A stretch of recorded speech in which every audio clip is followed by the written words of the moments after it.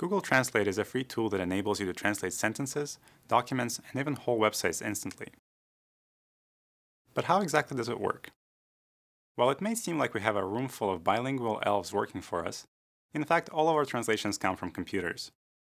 These computers use a process called statistical machine translation, which is just a fancy way to say that our computers generate translations based on patterns found in large amounts of text.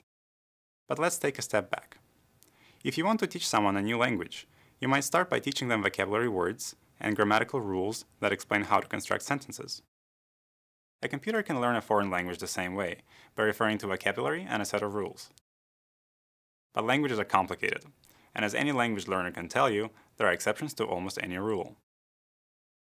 When you try to capture all of these exceptions, and exceptions to the exceptions, in a computer program, the translation quality begins to break down.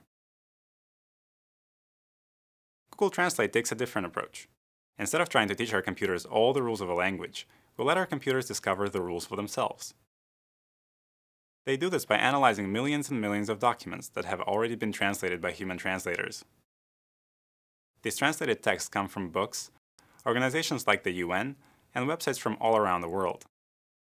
Our computers scan these texts looking for statistically significant patterns. That is to say, patterns between the translation and the original text that are unlikely to occur by chance. Once the computer finds a pattern, it can use this pattern to translate similar text in the future. When you repeat this process billions of times, you end up with billions of patterns and one very smart computer program. For some languages, however, we have fewer translated documents available, and therefore fewer patterns that our software has detected. This is why our translation quality will vary by language and language pair.